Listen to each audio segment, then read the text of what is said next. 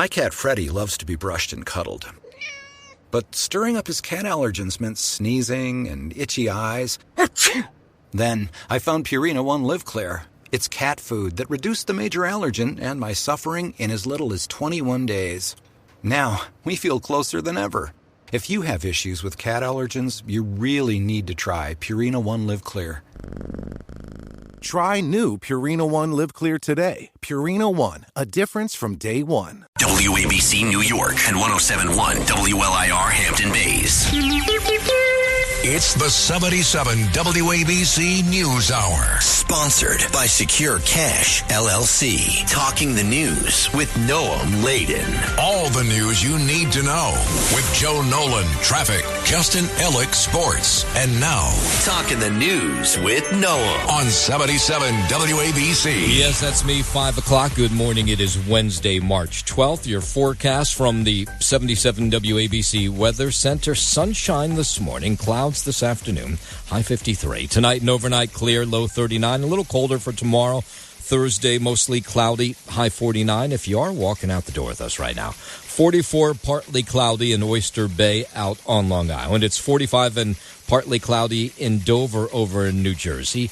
And it is 49 and clear right outside our Midtown studios. The top 5 at 5. Anti-Israel protesters here in the city are cuffed and carried away. Who blinked first, Canada or the White House? Mayor Adams says he's running, but is he really? Rabid raccoons are causing some alarm on Long Island. And some bodega owners have thrown out the liquid eggs and replaced them with something new. All right, let's get into it at 5:01. Protests continue, calling for the release of former Columbia grad student and pro-Palestinian activist Mahmoud Khalil as the White House comments on his arrest by ICE over the weekend. Hundreds of people gathering at Manhattan's Washington Square Park yesterday. We want freedom for Mahmoud Khalil from the hands of the Department of Homeland Security. We want the reinstatement of his permanent lawful residency within the United States of America. Now, Khalil is a permanent resident with a green card, helped fuel the anti-Israel protests that started last spring on the Columbia University campus. He was part of the protest that took place at Barnard last week. You have the House Speaker in Washington, Mike Johnson, saying anyone on a student visa who preys upon their Jewish classmates should go home, but these protesters disagree. It's an attack on our fundamental rights to free speech and our rights to protest. Free Mahmoud Khalil now! If you're on a student visa, I'm going to say this clearly. If you are on a student visa and you're in America, and you're an aspiring young terrorist who wants to prey upon your Jewish classmates, you're going home.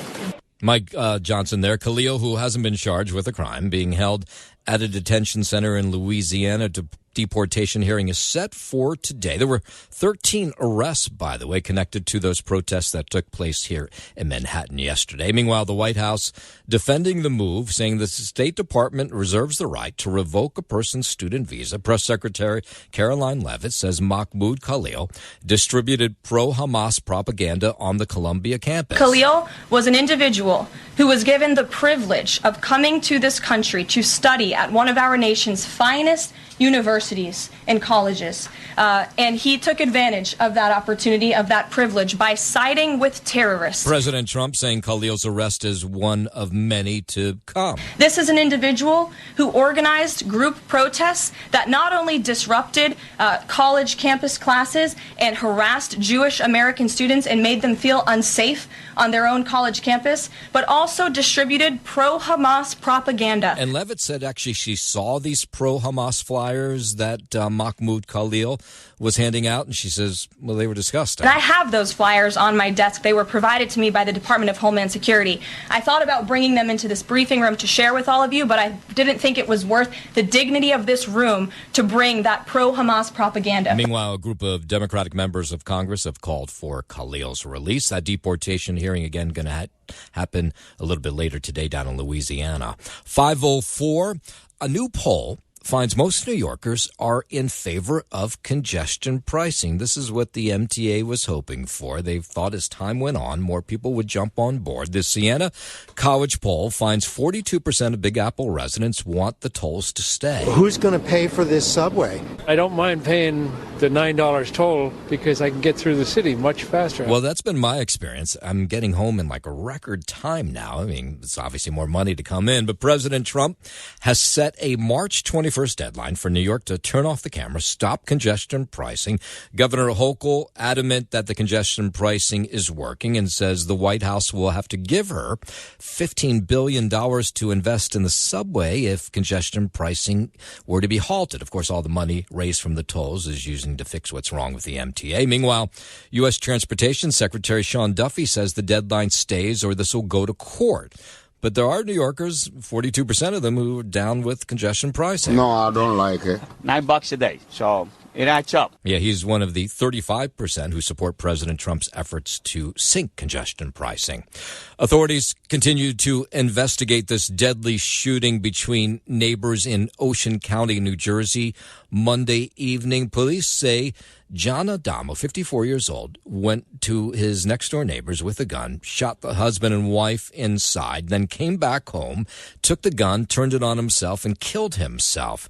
There had been problems between these neighbors before. I heard two very loud gunshots, and the police arrived. Yeah, just a terrible scene outside this house. SWAT team members broke into the home, found Adamo dead in the bedroom with an apparent self-inflicted gunshot wound to the head. The husband and wife who were shot, as of last night, we were told they are still in critical condition. And also what police told us is that these two neighbors had been at each other's throats for a while and that police had shown up outside these residents before.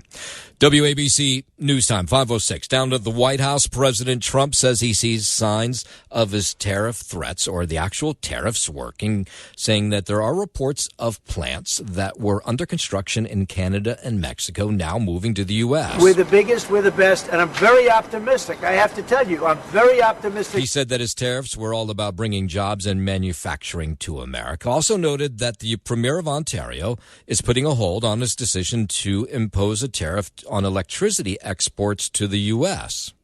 We've been treated very unfairly by Canada. We've been treated very unfairly by Mexico. Now, the president says that he is not going to put these massive surges on tariffs on Canadian steel and aluminum for now, because now Canada's pulled back on the tariffs on Canadian electricity. It was Ontario's Premier Doug Ford who was threatening to lay down these heavy tariffs.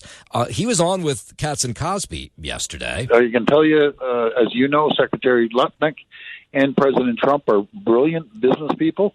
They've done very well. They're hard negotiators, and we need to put this behind us and move forward and build the two strongest countries in the world. And that's what our plan will be. Yeah, so there was this back and forth yesterday over these tariff threats. There was talks between the U.S. Commerce Secretary Howard Lutnick and Canada's Minister of Finance Dominic LeBlanc and Ontario's Premier Doug Ford, who again was on Katz and Cosby yesterday. And when it was all said and done, he actually took to Katz and Cosby to apologize for these threats. Well, I just, first of all, I want to apologize. We're going back and forth like this to the American people. I spent 20 years of my life in the U.S., in New Jersey, and in Chicago. I love the Americans. I absolutely love them. And I just want to say we're going to get through this. We're stronger together. United we stand, divided we fall, and we'll always stay united. WABC News Time 5:09. The White House says the stock market numbers are just a snapshot in time, but if you look at your portfolio, it feels a whole lot worse than that. Press Secretary Caroline Leavitt reiterating President Trump's comments that the economy is in a what they call a transition period. We are in a period of transition from the mess that was created under Joe Biden in the previous administration. Joe Biden left this country in an economic disaster. Yeah, but that Trump boom that started after President Trump was elected back in November, it is over. We have big losses since the president has taken over at the White House. Stocks tumbled again yesterday. The Dow down more than 400 points. Under Joe Biden, all net job growth went to foreign-born Americans. Real wages declined by 1.5% under Joe Biden. And as we all know, and this administration continues to combat, prices soared more than 20%. The question is, will Americans put up with this? Right? They're looking at their portfolio, the 401k, see those losses. But Levitt says President Trump is just trying to right the ship. So we are in a period of transition from that economic nightmare under a president who had no idea what he was doing, never held a private sector job in his life, into a golden age of American manufacturing under a businessman and a deal maker in chief. WABC News Time 511 while we're at the White House. President Trump going to host Irish Prime Minister Michael Martin today. Martin, who is visiting as part of a tour around St. Patrick's Day, says he hopes the two leaders can talk about how to secure peace, whether in the Middle East or Ukraine. The tour also expected to discuss the number of American multinational corporations based in Ireland for tax purposes, companies that Trump wants to bring back to the U.S. The House yesterday passing a 6-month funding bill to prevent a government shutdown that would have happened Friday. The bill narrowly passing 217 to 213 yesterday, with all but one Republican supporting the 6-month stopgap measure. The Republicans stood together, and we had one Democrat vote with us to do the right thing, and that is to fund the government. That's House Speaker Mike Johnson, who says the bill freezes funding and is a responsible thing to do. The proposal now heads to the Senate, where fate remains uncertain. He must determine whether he wants to fund the government, do the responsible thing, or whether he wants to shut the government down. He's talking about Senator Schumer. He's the House Minority Leader. The Senate Minority Leader. House Minority Leader Hakeem Jeffries says the funding bill that was voted in will end up hurting Americans. It is unacceptable, and that is why there was a strong showing of opposition amongst House Democrats. So we have to wait and see what the Senate does. The government shutdown would begin on Friday night. Department of Education staff reportedly being told offices will be closed today. According to multiple reports, staff received an email Tuesday notifying them they had to vacate the department's D.C. headquarters as well as its buildings in Maryland and Virginia by 6 p.m. The email said the closure is for security reasons. It added that no employees would be allowed in the buildings on Wednesday for any reason, and they would reopen Thursday. Last week, reports said President Trump is preparing to sign an executive order that aims to dissolve the Education Department. I'm Brian Shook. WABC News Time 513. The U.S. says Ukraine ready to accept a proposal to enact an immediate interim 30-day ceasefire in its war with Russia. President Trump says the next step is to get Russia to accept it as well, of course. Now we have to go to Russia, and hopefully President Putin will agree to that also, and we can get this show on the road. The announcement followed U.S. and Ukrainian officials meeting in Saudi Arabia yesterday. National Security Advisor Mike Waltz says the U.S. will now immediately lift the pause on military aid and intel sharing with Ukraine after they agreed to come to the negotiating table. President Trump says it's important for the Ukraine-Russia war to come to an end now. We can get this horrible war where 2,000-3,000 soldiers a week, every week, 2,000, 3,000, 4,000 sometimes. I get the reports. And they're not American soldiers. They're Ukrainian and they're Russian. But people are being killed outside of that. People are being killed in the cities as things explode throughout the cities. And the president says the U.S. will speak with Russia today about this ceasefire deal, and he's hopeful that Russia will sign on as well, that the two can finally start talking to one another. We're going to meet with them later on today and tomorrow, and hopefully we'll be able to wipe out a deal. But I think the ceasefire is very important. If we can get Russia to do it, that'll be great. If we can't, we just keep going on and people are going to get killed. Lots of people. WABC News Time 514, this awkward moment in Washington yesterday. The first transgender person elected to Congress being misgendered on purpose yesterday. In a House committee meeting, Delaware Democrat Sarah McBride, used to be a man, introduced by committee chair Keith Self as Mr. McBride, and apparently it was done on purpose. I now recognize the representative from Delaware, Mr. McBride. McBride then responded to the Texas Republican in this way. Thank you, Madam Chair. Calling him a woman. Massachusetts Congressman Bill Keating demanding that there be an apology from Keith Self for purposely calling Sarah McBride a man. You will not continue it with me unless you introduce a duly elected representative the right way. It didn't happen. The entire meeting was adjourned. 5:15, Let's head over to the 77 WABC Sports Desk. Happy Hump Day. Good morning, Justin Alec. Happy Hump Day. Good morning to you, Noam All-In. And we'll start here with the NHL. Up in Winnipeg, the Rangers dropped a nail-biter to the league-leading Jets. Final score 2-1. Zibanejad scored for New York. Shesterkin finished with 22 saves. Rangers have lost 4 straight after winning 4 of 5. It's their longest losing streak since losing 4 straight in regulation in late December. The Rangers are now tied with Boston, 2 points behind Columbus for the second wild card in the East. Up next for the Rangers, they'll be at Minnesota tomorrow night. Out west in L.A., the Rangers fell to the Kings 4-1. The Islanders, I should say, fell to the Kings 4-1. Anders Lee scored, and Ilya Sorokin had 28 saves for the Owls, who had 2 goals disallowed for goalie interference. New York has lost 2 straight and 3 of their last 5 after winning 4 of 5 to move 3 points out of a wild card spot. The Islanders have lost 2 straight and now sit 5 points out with 18 games remaining. Up next for them, a date with the Edmonton Oilers in Elmont on Friday. The lone winners on the ice were the Devils at home in Jersey. Jesper Bratt, had a goal and 2 assists. Luke Hughes added a goal and an assist, and the Devs beat the Blue Jackets 5-3. Heischer, Meyer, and Cotter also scored. Cody Glass had 2 assists to help the Devs win their second straight after losing 4 of 5. And with the win, New Jersey maintained its 3-point lead over Ottawa for third place in the East. They'll host the aforementioned Oilers next. Come tomorrow night to the NBA in Cleveland. The Nets fell to the NBA best Cavaliers by a score of 109-104. Cleveland is 55-10. They've won their 15th straight now, and they've hit that mark for the second time this season.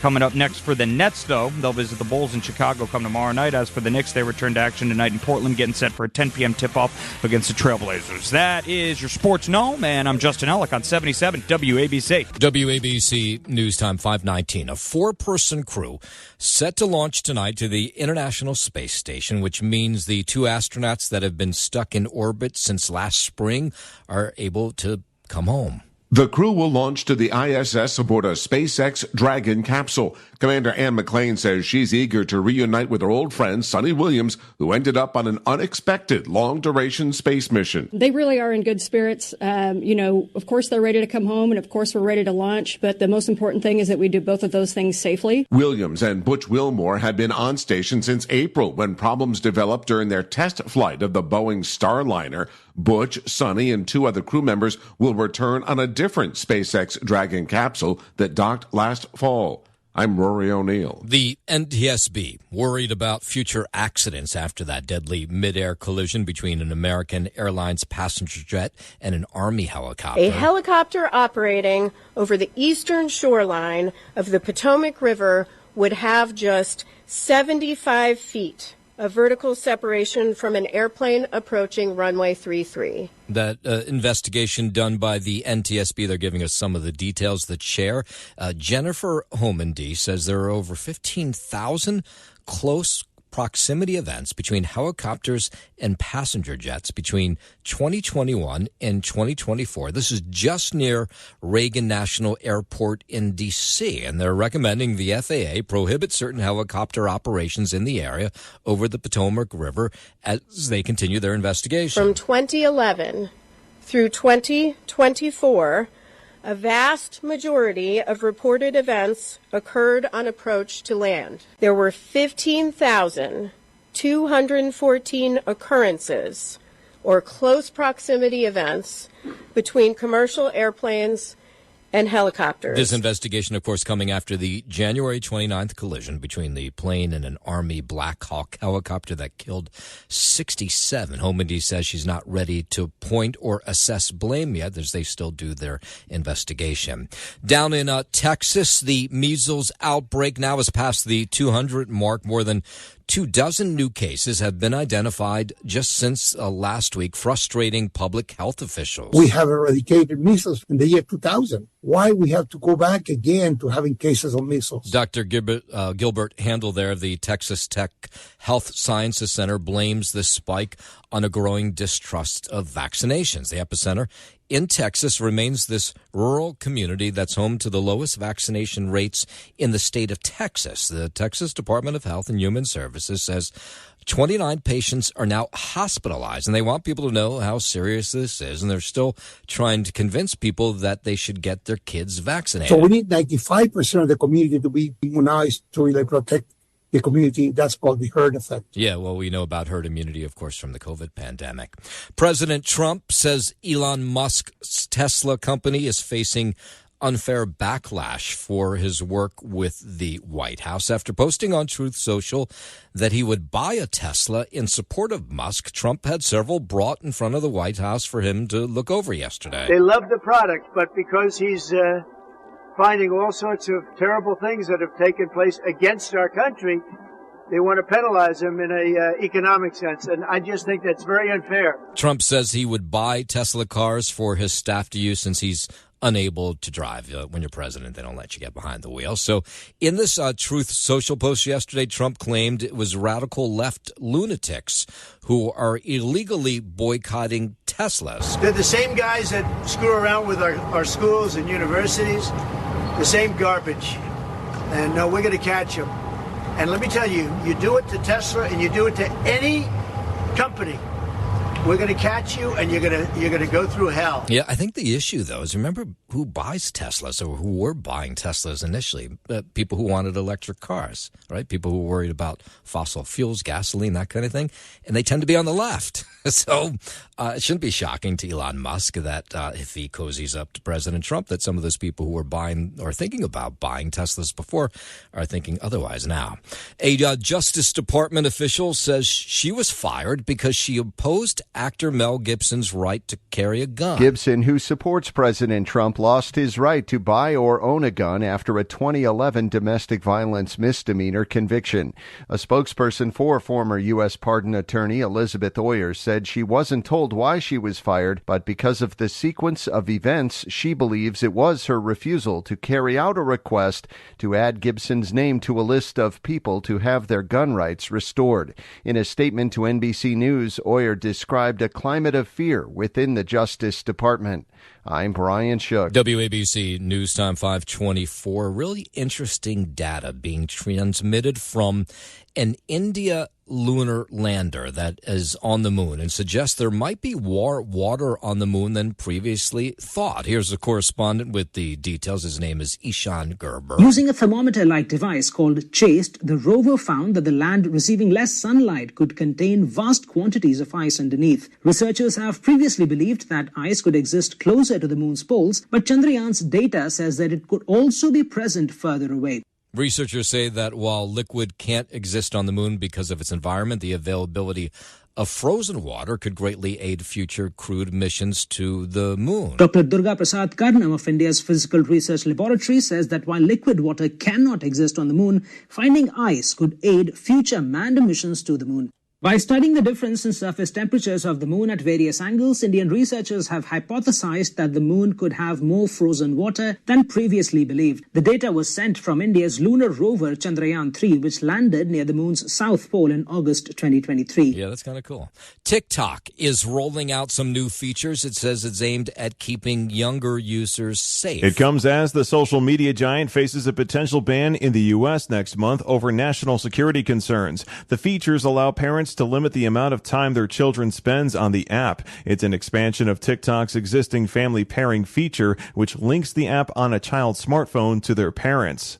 I'm Matt Mattinson. Bruce Willis's wife speaking out now on the deaths of actor Gene Hackman and his wife. Emma Hemming Willis posted on social media advocating for caregivers. Willis is caring for her husband, 69-year-old Bruce Willis, who's battling frontotemporal dementia. She said that caregivers need care too when speaking about the recent deaths of Hackman and his wife. Hackman died from heart disease and advanced Alzheimer's, while his wife, who was Hackman's sole caregiver, died from a rare virus called hantavirus. Emma Willis said caregivers don't have it all figured out and people need to show up for them. Lisa G. for 77 WABC News. Did you know there's only one airline left, apparently, that does not charge you for baggage? You normally get with that like $35 charge for the first bag and then maybe a little less for the next one. Well, the final airline that does not charge for baggage is apparently now going to charge for baggage. For the first time in its 54-year history, Southwest Airlines will charge passengers for checked baggage starting in May. Some elite and frequent flyers will be able to avoid the fee. Southwest will add a heavily discounted basic economy fare as well. The airline has been under pressure by activist investors to post bigger profits. Southwest did not say how much the bag fee would be, but the industry standard is about $35 per bag. I'm Rory O'Neill. New York's home for entertaining talk. Streaming now on your smart speaker. Just say, play 77 WABC. It's the 77 WABC News Hour. Sponsored by Secure Cash, LLC. Talking the news with Noam Laden. All the news you need to know with Joe Nolan, traffic, Justin Ellick, sports. And now, Talking the News with Noam on 77 WABC. Yes, that's me. At least that's what my name tag says. Good morning. It is Wednesday, March 12th. Your forecast from the 77 WABC Weather Center. Sunshine this morning, clouds this afternoon, high 53. Tonight and overnight, clear, low 39. And then Thursday, a little chilly, mostly cloudy, high 49. If you are walking out the door with us right now, so happy you are. 44, partly cloudy in Oyster Bay out on Long Island. It's 45 and partly cloudy in Dover over in New Jersey. And it is 48 and clear right outside our Midtown studio. Mayor Adams is vowing to start his re-election campaign very soon. Now, yesterday he held his weekly press conference with reporters at City Hall, and he insists that he's running for re-election, even though it really doesn't look like he is. He does not have a campaign manager. Now, today is March 12th. The primary is in June. He has no campaign manager. He has no campaign signs, but he says he is running. I'm a solid campaigner. I'm going to enjoy every moment of selling my product to the people of this city, how I made life better for New Yorkers. That's what I'm going to do. Yeah, so Governor Cuomo, who of course is in the race for mayor, has 3 major union endorsements, and Mayor Adams says he's not bothered by that because he doesn't think people really care that much about those endorsements, which I kind of agree with him. The people, the voters, the people who voted me in. That's who I'm looking for support. Endorsements don't win races.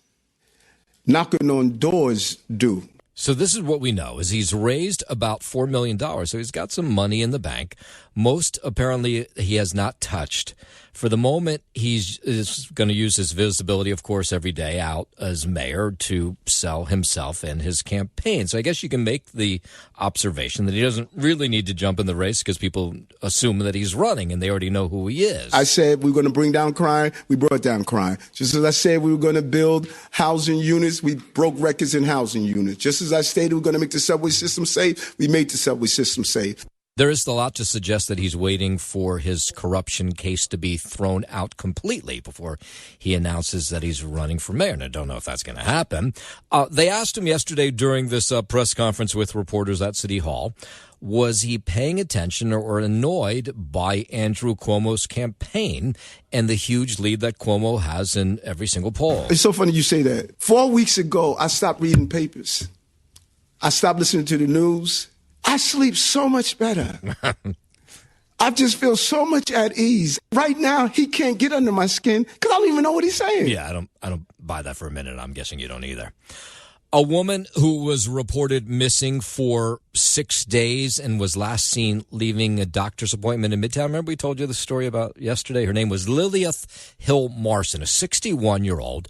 She had excruciating pain in her ear. And so last Wednesday, she showed up at the doctor's office on West 51st Street. They gave her a CAT scan. She walked out of the office without her phone and her wallet, which suggested to me that this was not going to end well, the fact that you would leave both those things behind. But thank God it has ended well. They found her yesterday, her family did, at Montefiore Hospital in the Bronx. Now, they have no idea how she ended up there. It's indescribable.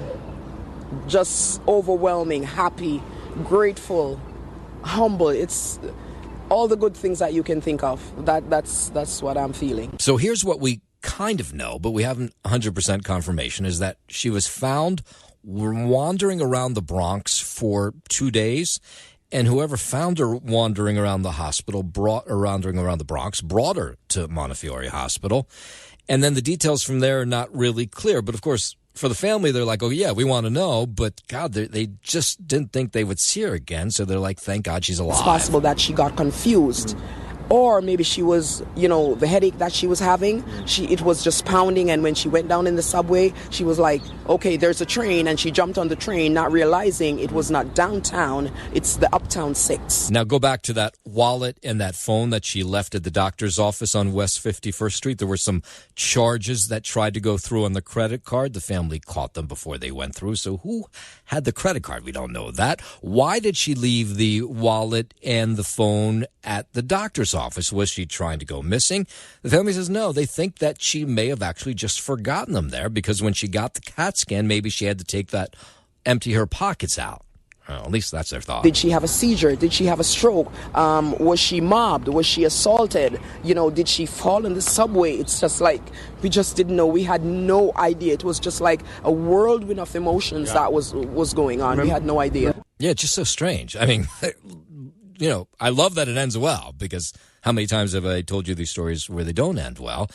But she's familiar with the subway system, so why she would get on the subway going the wrong way? She works as a receptionist in Midtown. Now, I will point out that she's had a couple seizures over the years, so maybe that's what happened. She had some sort of seizure and lost her way. But the good news is this 61-year-old is back home today, and her family is ecstatic. You have no idea how grateful, how thankful, how happy we are. We just want to meet you. There's a bit of humanity out there.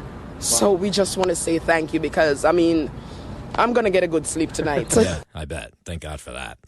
An investigation underway in Williamsburg, Brooklyn, where we have another crime committed by somebody who is riding some sort of motorbike or a moped. This investigation happening after a 21-year-old was shot in the head yesterday. It was the middle of the day at Robel Auto Repair. That's on Meserole Street. This was 2:15 in the afternoon.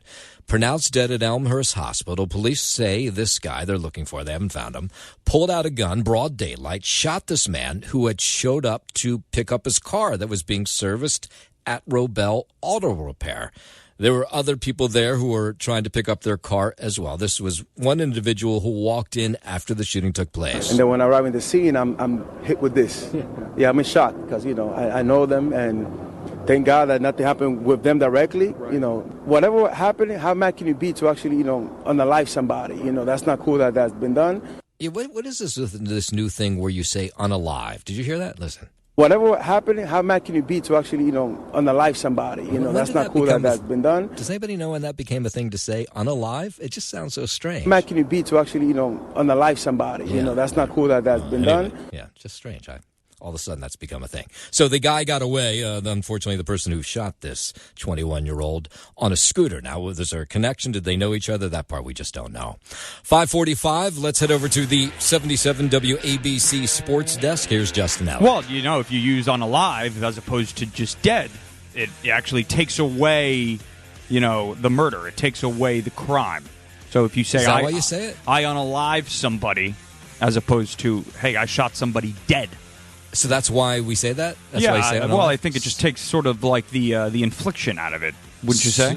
So when I'm referring to somebody who's murdered from now on, I shouldn't say they were murdered. I should say they were unalive. No, you should say they were murdered because they were murdered. But listen, if I murdered somebody, God forbid, I would phrase it saying I unalived that person. It would make it sound less serious to me, at least. And maybe to a court of law. Who knows? No idea what the heck you're talking about. I'm just trying to make sense of it because I don't really get it either. You didn't. I didn't? No. It's like if I was describing you, I'd say, well, Justin's a little unsmart. Oh, okay. as opposed to this guy's just an idiot. I'm calling you a complete buffoon. I'd say you're just unsmart. Okay. Fair. Unintelligible. Here I am sitting trying to figure it out, and Louis got the answer the entire time. He really did. My God. Yeah. The guy's dead. Unalive is just so odd. Yeah. Okay. Well, he ceases to have a pulse. How about that? There you Unfortunately, we're not unalive. To the NHL here up in Winnipeg, the Rangers dropped a nail-biter to the league-leading Jets. Final score 2-1. Mika Zibanejad scored for New York. Shesterkin finished with 22 stops. The Rangers have lost 4 straight after winning 4 of 5. It's their longest losing streak since losing 4 straight in regulation in late December. The Rangers are now tied with Boston, 2 points behind Columbus for the second wild card in the East. Up next for the Rangers, they'll be at Minnesota tomorrow night. Out west in L.A., the Islanders fell to the Kings 4-1. They've lost 2 straight and now sit 5 points out with 18 games remaining. Up next for the Isles, a date with the Edmonton Oilers in Elmont on Friday. The lone winners on the ice were the Devils at home in Jersey, where Jesper Bratt had a goal and 2 assists. Luke Hughes added a goal and an assist, and the Devs beat the Columbus Blue Jackets 5-3 with the win. New Jersey maintained its 3-point lead over Ottawa for third place in the Eastern Conference. They'll host the aforementioned Oilers next, come tomorrow night, to the NBA in Cleveland, where the Nets fell to the NBA best Cavaliers by a score of 109-104. Cleveland is 55-10, tying the 5th best start in NBA history, and owns the best home record in the league at 30-4. The win over Brooklyn last night marks their 15th straight victory, the second time they've reached that mark this season. They started the year 15-0. Cam Thomas scored 27. Cameron Johnson had 17. Zyron Williams added 14 before fouling out for Brooklyn. With the loss, the Nets dropped 5 games behind Chicago for the final play-in tournament spot in the East. Up next for them, they'll visit the Bulls in Chicago come tomorrow night. As for the Knicks, they return to action tonight in Portland, getting set for a 10 p.m. tip-off against the Trailblazers. And finally here to the NFL, more offseason movement around the league. Free agent quarterback Daniel Jones, familiar name there, is finalizing a 1-year, $14 million contract with the Indianapolis Colts. Jones will become the challenger to 2023 first-round pick Anthony Richardson for the Colts' starting job in 2025. Also, wide receiver DeAndre Hopkins reached a 1-year, $5 million deal with the Baltimore Ravens that has a max value of $6 million. Then 5-time Pro Bowl defensive end Joey Bosa reached an agreement last night on a 1-year, $12.6 million deal with the Buffalo Bills. That's your Sports Gnome, and I'm Justin Ellick on 77 WABC. WABC News Time 5:51. This is one of these stories where you realize you have a decent life even if things aren't going great for you. This guy, a cab driver, his name's Ben Javanfar. He has been out of work for about a month now, a yellow cab driver in the city for about 3 decades. He's 60 years old. And why is he out of work? Well, somebody got into his cab. It's the last place, right, where you have these strangers get into your car, right? This is not one of these app-based services. This is a yellow cab where somebody gets in, you don't know who they are, they don't know who you are. So he pulls over to let this individual out. The cab fare is $14.35. This creep in the car runs out to try to get out without paying. So Ben maybe makes a mistake and chases after this creep. Well, they get into a fight, and he just beats Ben Javanfar silly. He breaks his leg, messes up his face, and so now he can't work. He's been out of work for a month now. I said, no, you have to pay. He run. And I stop him, arguing and punching and kicking. I know he's going for my face. And, man, I collapse. Yeah, luckily for him, there were some witnesses nearby this attack. This was on West 22nd Street.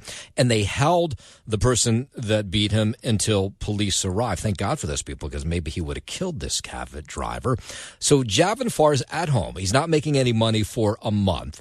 The union that he belongs to, the cabbie union, the woman who leads the union, who's been leading that union for a long time, decides to make a visit to his house. And when she shows up at his house, she realizes that he has completely run out of money. He's got nothing. He has no food in the refrigerator, no food in the cabinets, and she's not even sure when the last time he ate was. So she lets other people know, and because New Yorkers are just great people, they fill up his refrigerator and start to fill his cabinets, and he is very thankful. I'm very lucky in the America. Think it was in the foreign country. They left me in the street. Yeah, I mean, thank God for the neighbors and people who have filled his cabinets. Now he, of course, needs to get back to work. Let's hope that happens soon.